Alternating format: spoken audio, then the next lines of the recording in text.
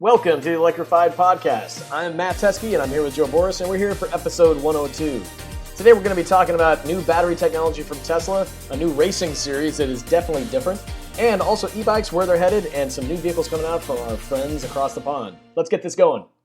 All right, so this is our episode 2 of the Electrify Podcast. I'm here with Matt Teskey. Obviously, I'm Joe Boris, and we've got a lot going on. And Tesla has just put out a 1,000,000-mile battery. Now, Matt, is this something that they've put out, like they're going to start production of it, or is it just like a patent thing? What's going on here?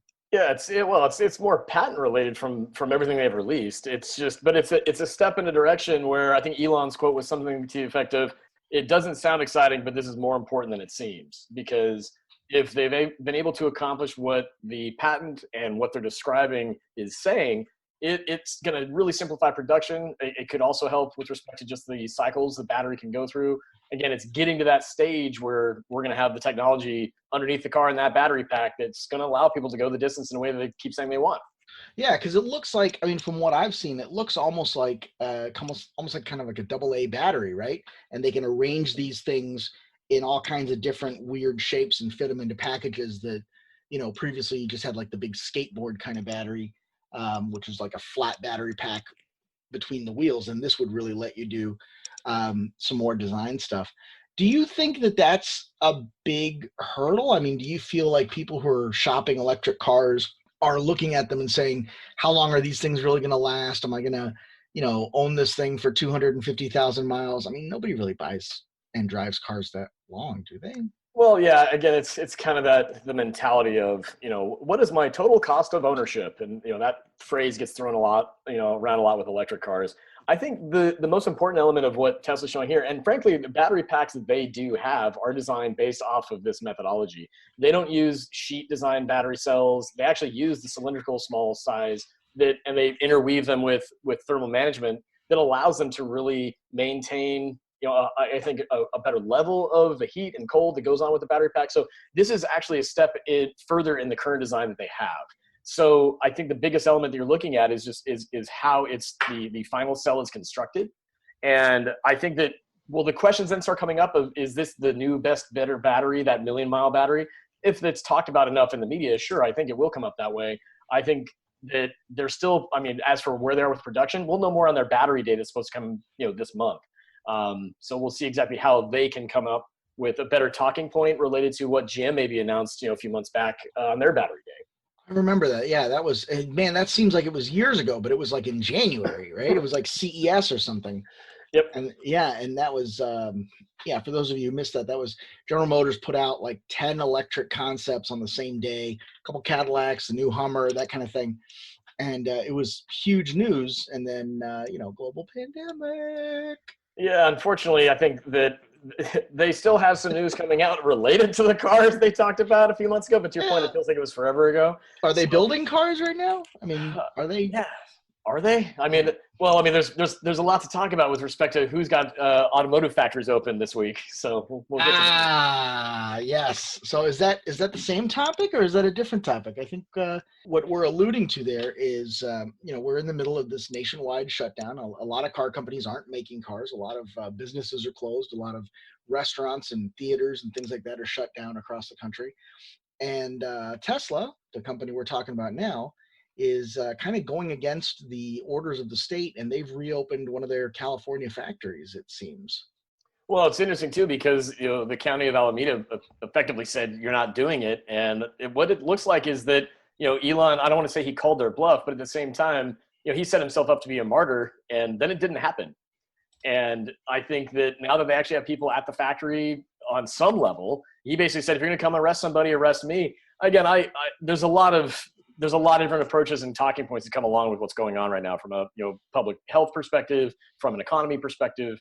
I understand where he's coming from, saying that there's other states that have factories open, but candidly, it's hard to reference a factory in Alabama or Tennessee compared to the Bay Area when you're thinking about population density and just a lot of different factors. So people want to get back to work. You're mentioning factors, but you talk about Alabama, you talk about North Carolina or South Carolina, where a lot of these other factories are. That's a really different a political landscape than what Elon is dealing with here in the Bay Area, right? Because like, I mean, a lot of those people out, I'll say down south, out east, however we want to describe it, they're still thinking this thing's a hoax. We've got people saying, let us go get a haircut, which for those of you who can't see Matt's waiting.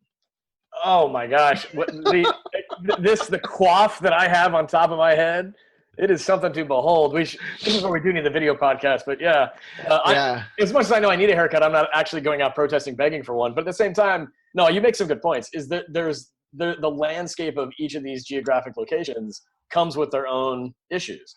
And I think for Elon's sake and for Tesla's sake, if they have some automated processes they could have back up and running with no issue, I think. But at the end of the day, he's been pushing from day one to say this wasn't going to be a big deal. And obviously it's not really painted that way with respect to the problems that have occurred and the people that have, they've gotten sick and died. So I think there's a balancing act to be played here. I don't think it's fair with respect to like even some of the political discussion happening. I think there was one of the representatives from the state, or I forget which political official stated it, but tweeted it basically saying, F Elon. And I was kind of like, all right, well, that's not constructive either, so. He needs to hear it though. He could stand some humility, I guess. Oh, criticism all day. I mean, there's plenty of things like that he said. It's like, well, that tweet didn't age well, but it still has to be to a place where, what are we talking about? We're talking about getting people back to work. Yes, but they got to be safe. So if we've crossed, they got to be safe. But I mean, I think that's an unfair. I am no champion of Elon Musk. But for all his criticism of the plans and everything surrounding the pandemic, I mean, he has been buying the ventilators and he has been buying medical equipment and he has been producing medical equipment and developing that stuff, with his factory. So I think it's unfair to say that he doesn't get it. I think he just doesn't. I think he just kind of thinks that he can manage it, which may be more dangerous, right? Right. I honestly, if you look at how he approaches everything he does, it's very binary. He looks at it. He looks at it in a way and says, okay, let me look at the data and what do I see from the data? And so he's gotten some criticism from a lot of people saying, for as much as he's focused on science and engineering, how is it he's punting on what the scientists are saying related to this health issue? And I think he's the type of person that looks at it and says, what's the national population? How many people are ill? How many people have passed away from this? Let me see the data. I don't think it's a threat. And that's, again, if that's how he's thinking of it, which I think arguably could be that, then it's in line with how he approaches things. That being said, it's a different animal because we're talking about human life. And there's some nuance there. I think what's interesting too, though, is that even some of the backlash that's been coming from some of the commentary amidst what's happening right now is there are some purists, some Tesla purists that are not happy with Elon for how he's approached a lot of this stuff. And there are people saying that they've changed their opinion of the Tesla brand because of some of this stuff. Now that it'll all bear out in the numbers for where their sales are at. I think it'll be interesting to see who gravitates to Tesla that may have looked at them as an elitist liberal brand that might say, hey, this guy's about getting the nation back to work. I like that car now. You never know. No, you don't know, do you? And that's a really hot take on that, because I wouldn't have thought of that. We talked about some of the ways that COVID-19, the pandemic that is sweeping the planet, killing people, is affecting car sales, and obviously car sales are down, but it's impacting everybody. And here's the thing: not everybody is being hurt by this. Electric bike sales, pedal bike sales, electric car sales through the roof. What do you got for that, Matt? Well, I don't know if all of it is through the roof. There's certainly numbers showing that some are down. I think the electric bike element, though, is interesting, is people are gravitating towards other options that they may not have thought of before that are still better than what they may have known. So instead of like just hopping on the bike, you can hop on an electric bike, and instead of having to buy a new car, you're having this option where there's less cars on the road. So you can take advantage of these new things. And so I think that speaks to, is it a shifting landscape for what's happened and it's going to be permanent? I mean, I don't have a crystal ball, but it's definitely changing people's minds. Well, you have situations like in Seattle, where they're talking about closing down 20 miles of road in the center of the city to make it for pedestrians and bikers. London obviously has been doing that. Streets here and there. Barcelona's been doing that. So we're talking about major cities here. So I think there's some permanence to it. The other thing that I should bring up is I in the last week or so, I actually rode a pedal assist bike for the first time in like, I want to say 20 years almost. And it was trippy, man. I mean, I was going like 30 miles an hour because we have one of those things where, you know, you drive by and it goes, your speed 28.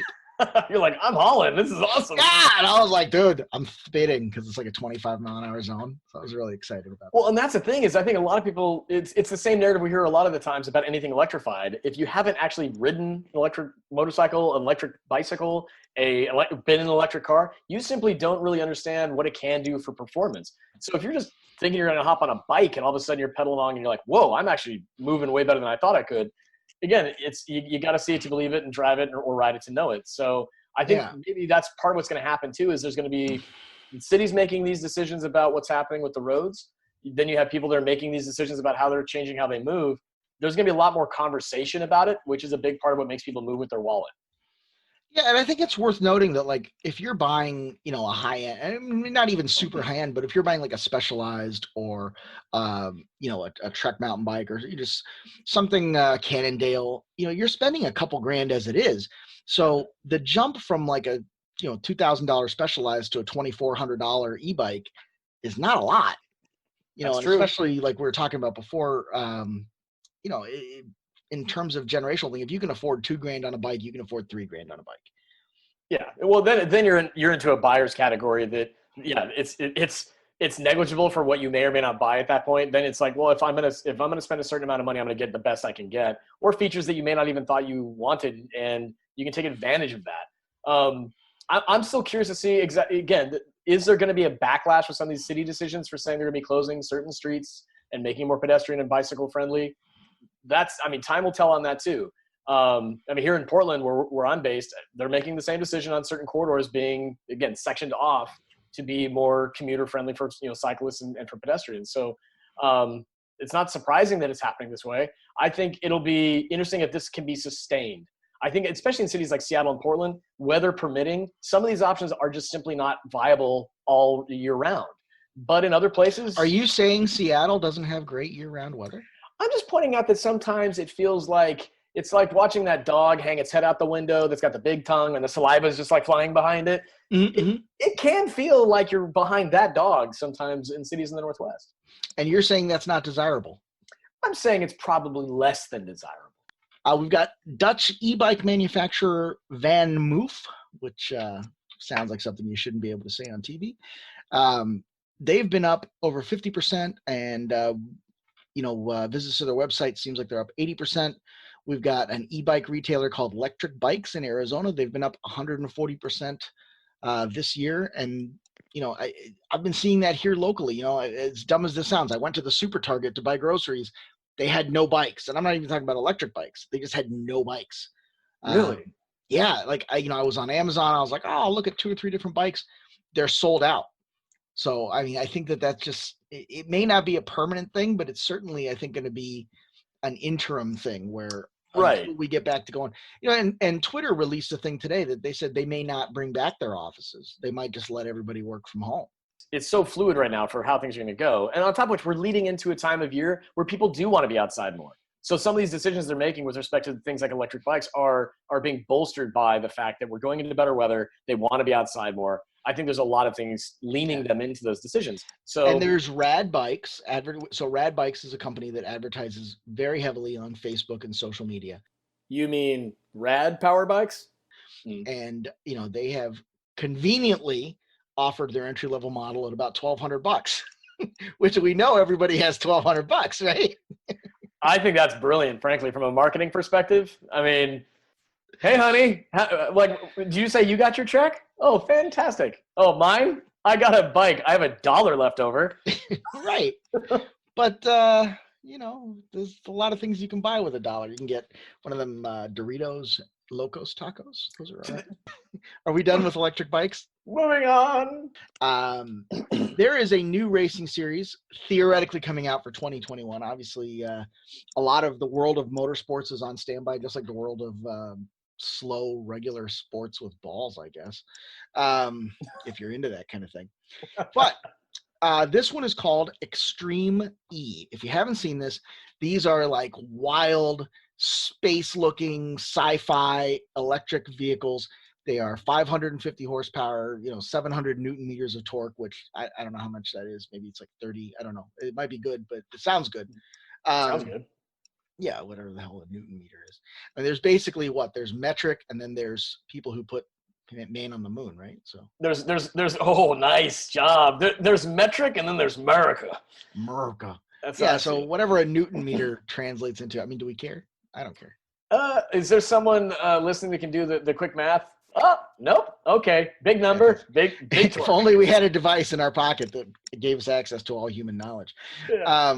But speaking of human knowledge, the cool thing about this is obviously the vehicles are just wild. And if you look at pictures of these things, they look incredible. But the thing that's really making this significant is they've got some really big names that have signed up for this that are going to be building it. So we've got Andretti Autosport. They're everybody knows Mario Andretti, the last American world champion. Obviously, Michael and John Andretti have been doing great work since then in IndyCar and NASCAR. They've done Formula Drift and rallycross teams, and they've even been rumored to be looking at a return to Formula One. So for them to commit to Extreme E is a big deal. We've got Chip Ganassi Racing. That's another IndyCar NASCAR team. And those are the first two American teams to commit, but there's 7 big teams. Like you've got Audi, ABT, HWA, which if you're a Mercedes fan, so AMG is kind of the A in AMG. That's HWA, Hans Werner Aufrecht. And that's another German team involved. So this is actually seems like it's going to happen. Oh, they've got some really big names behind this. This is no joke. And from a motorsports perspective, you want to have the heart and soul of those who have made it what it is, to today and in the past. And so I think the vehicles look badass. Like they look really cool. And so combined with the fact that you have people that have the pedigree and the heritage of what motorsports has been to say, oh, we're going to take this and run with it. I think there's a lot of things pointing to this could actually be something that people naturally gravitate to, is saying this is just gonna be something fun to watch because they put the right pieces in play. And it's interesting to see how it's actually going to be set up because a lot of this is still open, right? Yeah. They're talking about some stage rallies, which are, let's say these things have an 80-mile range. So it's like a 75-mile rally stage or something. And then part of it's going to be how you manage the output of the motors. And then other people are talking about doing these things like stadium trucks, on a motocross track where they're doing jumps and flips probably not flips. I mean, back where the battery's located, that could get quite interesting. I mean, I'm sure there will be flips, but will they be intentional? Yeah, will they be intentional, right? Well, I think one thing that's just nuts is even where the courses are located and where they've been billing this as being Greenland, Brazil. I mean, these are some extremely cool places that a lot of people are like, well, we've never seen racing there. How's this gonna get pulled off? So I'm intrigued by this. And because it's electrified motorsports, for me, it's even cooler. I'm a big fan of Formula E, but this is just the next step of, if you like things like Baja, this is right up your alley. Yes. And you said something interesting there that Formula E, when it first started, I didn't have a ton of interest in it. And when Formula E first started, there was talk about doing a battery swap in the pits. So you'd come in halfway through the race, swap the battery, and keep going. And they did away with that. And what they started doing was they had a second car. So they would literally, the guy would pull in, get out of his car, get into a second car, and finish the race, which I always had kind of a problem with. And they're not doing that now. I guess the technology's come far enough along that they can do the whole race. Even in Formula E, they can do the whole race with one car and one battery.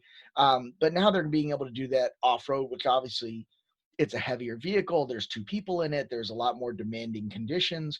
I mean, this is a real test of durability for the technology. I think a lot of people who think, a lot of, let's not name Jeep buyers specifically, but Jeep buyers who, kind of poo-poo the idea of hybrids or electric cars as being genuine off-road capable, I think it's going to change a lot of minds. Well, the other thing that's really rad is they have the requirement inside of the team specifications that both a male and female driver have to be on the team.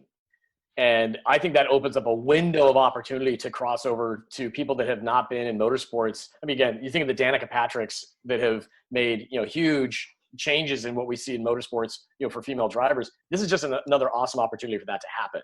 So I mean, to me, I think that's a really just fun thing they decided to include, that will just add to a more personalized factor for what people can see themselves in with this type of race series. And it's gonna be more than just, oh look, it's a novelty. No, it's just part of how we do it.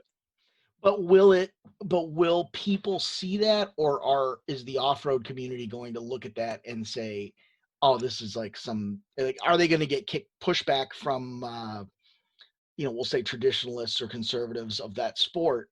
Yeah, I hope not too. And my 2 cents on that is that the drivers need to be given the opportunity to shut those types of people up.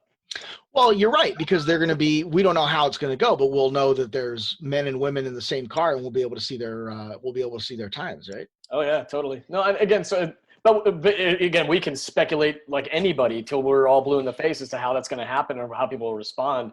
But at the end of the day, it's, what actions speak louder than words at that point. And so anybody that has an opinion on it, they'll just have to, eat their hat if someone comes along who's not a male and dominates.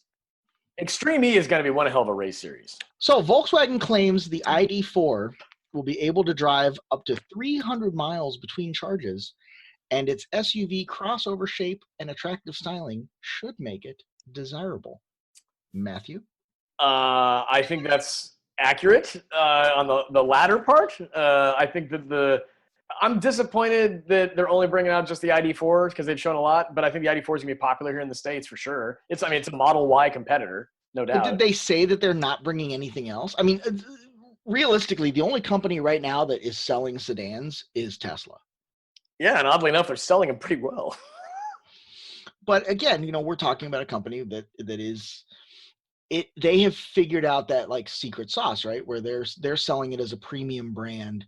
Yeah. Where even if you and I know that a Model E or whatever can be had for about 40 grand, which is about the same price as a Honda Accord touring model, you roll up with a Tesla, people are going to think you're like some rich guy. That's the oddity of it too. I mean, if you have an S or an X, that's obviously, you probably spend $100K on that thing because it's got all the bells and whistles. But yeah, Model 3 is different. But the problem is, to your point, it became a premium brand that started like filtering itself down into the mainstream. Brands like Volkswagen and what the Volkswagen Group as a group and what they put out with respect to the Taycan and the e-tron and now ID4 is collectively they're putting their best effort in, but it's more than their best effort. I think they're dead serious. I think the ID4 is going to be really popular. If it hits 300 miles on a single charge, I think that'll also be great. The next question will be, it's on a single charge. Is that, what does it do at highway speeds? What does it do in certain weather? That will be what obviously American buyers are going to want to know first is, can I take this on the highway at 85 miles an hour and get 300 miles? The answer is probably no. In the same way you can't do that in any EV right now. That's an interesting point because it's the question is not going to be whether or not it works 90% of the time. The question is going to be whether it's going to work for somebody on that road trip and anything else. I mean, if your car breaks down once a year, and I mean like breaks down, leaves you on the side of the road, you're going to think that car's a piece of junk. But if you think about it, 365 days a year, one day out of the year, it's broken down. That's what, 99.7% effectiveness? Yep. But that's what you're going to remember is that like 0.5% of the time that it left you on the side of the road. And well, I think that's how American buyers, they've proven to, again, how they approach buying cars is they have a mindset of what is that 0.01% use case? Is it when I want to tow that thing? Is it when I want to drive to grandma's that's 700 miles away? Is it, and is it when the zombie apocalypse hits? And so EVs that are coming, like the ID4, they're meeting a lot of the criteria that people have been asking about. Is more room, put more people in, put more stuff in, does it have the range? The thing to back up the ID4's success, in my opinion, is going to be how can you trust the infrastructure that's out there to use it for going beyond the city? And, and again, you've got the infrastructure that's coming in, Electrify America, they've been growing their network like crazy. Other networks like ChargePoint, EVgo, Greenlots, Blink, they're all building out infrastructure that inevitably will support these types of vehicles that drivers are going to need to trust. I think that Volkswagen's putting together a good product line. The next step is going to be, okay, what happens when you get behind the wheel and you want to go somewhere? Will people buy it? I think it's an attractive vehicle. Honestly, I think they've done a really good job with their ID platforms. And frankly, they did a good job of translating what was the conceptual look of these vehicles into production models. I agree with that. I mean, I agree with that. I actually think it's better looking than the concepts, which I almost never say. But it's starting at 35,000. Let's say realistically it's 45,000. It's competing head to head with a Tesla. And it's almost like when Volkswagen, 20 years ago or whatever, 15 years ago, they had the Phaeton, right? Which was essentially a Bentley with a VW badge. And, there were people who bought that, who understood what it was as an engineering piece. But it wasn't the success that everybody thought it was going to be. It didn't really cannibalize any Mercedes S-Class sales. It didn't take anything away from the BMW 7 Series.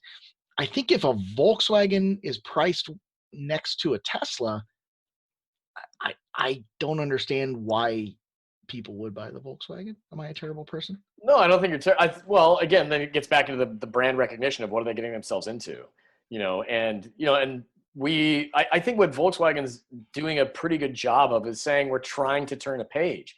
They also have a lot to do from a brand perspective to change perception. A big part of why they've invested heavily into electrification is because of Dieselgate. Let's just be honest, right?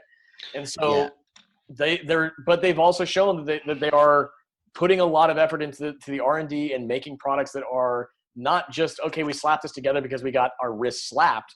I think they've actually put out some pretty damn good products. So I think ID4 will be in the same vein of that. But to your point, when it's alongside the competition being something like a Model Y, what does the Model Y have that the ID4 is not going to have? That's going to be the catch. I mean, is Volkswagen really going to be able to embrace over-the-air updates for an ID4 in the same way that Tesla can do for Model Y? But is that what an average consumer is going to be shopping for? Are they going to understand the difference? These are things that Volkswagen is going to need to address. Yeah, but even if you talk about electric vehicles, I mean, they've got a long way to go to get to, let's say, 10% of the market. Right. I think, and that's the catch too, is how many people are shopping for cars in a way that it's as specialized as an early EV adopter might have been shopping. Those people that bought EVs 10 years ago, even maybe 5 years ago, they were a different mindset of buyer. I think Volkswagen is already proving that they're trying to figure out how to get to that conversation about their new products that are, it's not electric and different, it's a Volkswagen. Mm-hmm. And therefore it is a well-engineered product. I think that's some of the advertising and promo pieces they put out, I think speak to that. But again, we'll see how, I mean, even like the button on like one of their vehicles that said like, press to start engine or something like that. And I remember thinking to myself like, well, some people are going to get up in arms about that, but like that are EV folks. But I think average people are going to go, I guess I press this button to start the engine or something, like, because they don't know how it works. They just want to have a vehicle that fits the 3 kids in the back. They can go to soccer and make sure it doesn't, die on the way home. If they can, but they don't know how their regular car works. I mean, if that was one thing that I learned, in my years at the dealership working in the service drive, I had 12 years in the service department. People have no idea what's going on in their car. You're kidding. They have no concept. I mean, every time it's like you talk about displacement, you talk about compression. Nope. This is why blinker fluid is actually a possible product.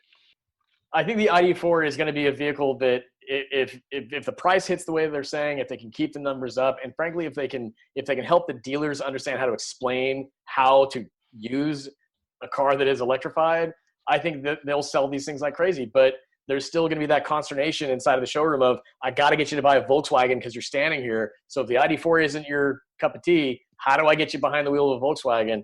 There's still going to be issues like that hanging out inside the dealer mindset that I think, might hinder the ID4. I don't think they're going to sell. I love the ID4. I don't think it's going to sell.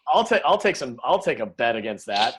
Well, I do think it's going to sell, but again, we can talk about that more next week, or hey, when it comes out on the Electrify podcast.